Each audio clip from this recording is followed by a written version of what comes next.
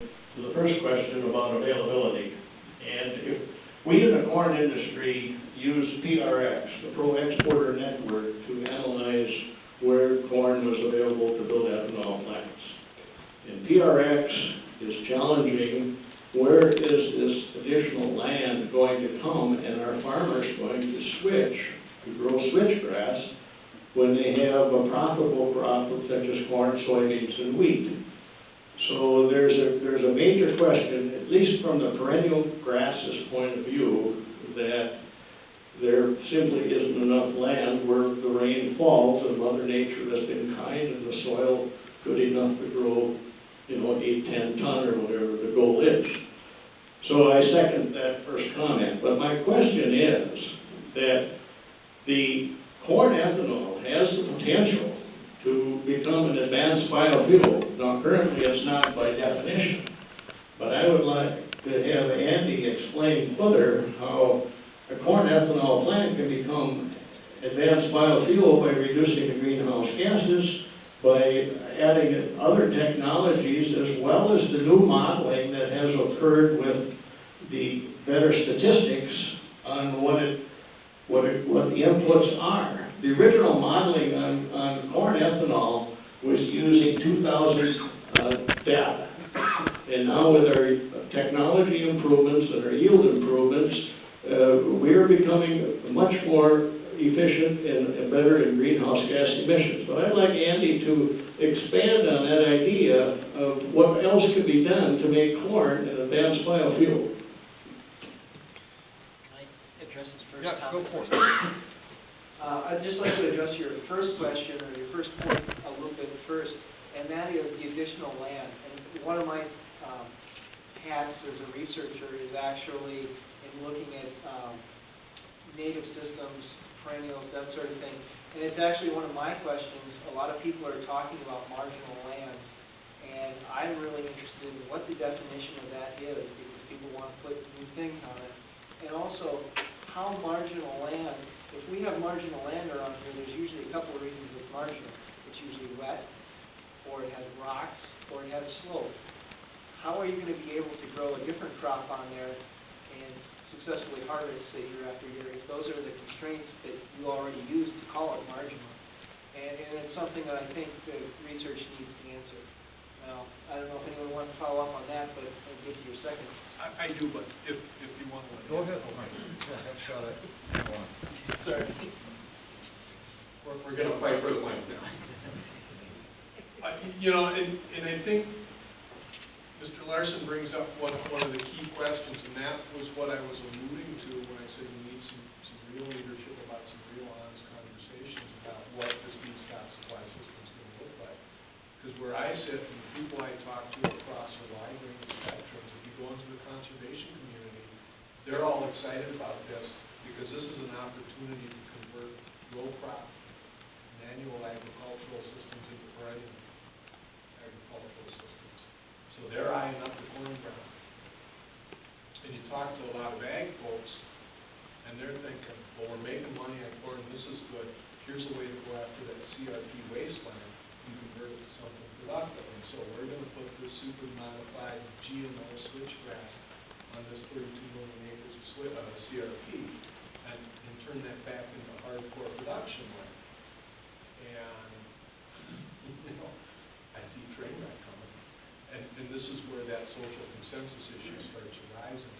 And, we sort of have a whole range of stakeholders really excited about cellulosic ethanol because their vision was driving their agenda and driving their goals without necessarily having the honest conversation with some of the other stakeholders at the table about what their vision was and where this is going. And, we're really hoping that we can see things happen where, we're down to about 1.6 million acres of CRP in Minnesota. And it's undermanaged, it needs periodic disturbance. If we can get in there and hand every 3-4 years, it'll be better. We'll get a small amount of biomass. Not a lot, but we'll get some. And that's an opportunity. If we can look at some of the more erosive or sensitive soils and say, these are opportunities to change some of our cropping systems to be see these huge yield projections, increased yield projections, we have opportunity to essentially transfer some of that production capacity over to new production systems. We hope. But we really need to have some honest conversations about that. Otherwise, there's going to be a lot of people disappointed and angry and saying this went the wrong way. It's time to stop spending. It's time to make this RFS 2 go away because this will hit our goals and needs once and exactly. So that's my perspective on one of the big challenges. Andy, would you like to answer the question? Sure. How do you, I don't know if starch-based ethanol will ever be able to get over the hurdle of being called, and be called a advanced biofuel. There's a lot of politics attached to that. However, they can look the same in terms of greenhouse gas emissions. And one of the things we're using is a biomass gasifier. So if we can get to 90% natural gas displacement using biomass, then that lowers our carbon footprint. If we can use wind energy, or you can use biomass to make steam to drive the ethanol plant, that helps lower your carbon footprint.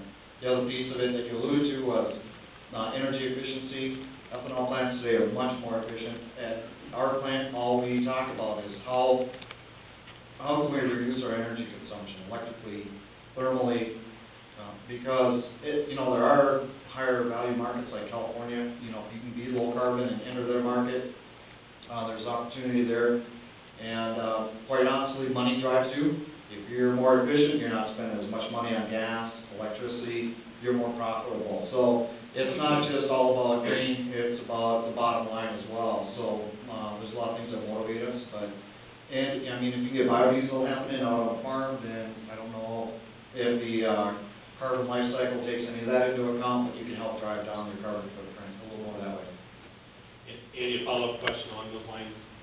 The renewable fuel standard has the 50% need to reduce greenhouse gas emissions by 60% for advanced biofuels and 50% in the Energy Independent Security Act. What does that mean? Is that comparing greenhouse gases to current transportation fuels, or is it to? I don't know that I'm really qualified to answer that question. I don't know the rules that well. We're not, since we're corn ethanol, we don't so much worry about the particulars of advanced biofuels because we're starch. Right away we're not in that game. So maybe one of the other panelists better understands the rules can speak to that. I think it's standard motor gas. Standard motor? Standard motor gas. Compared to standard motor gas. So this corn-based ethanol, does that meet that standard? I guess would be the question. It's starch-based. So is one of the first things it does say that I know is that starch-based ethanol is not considered advanced biofuel. By definition. By definition.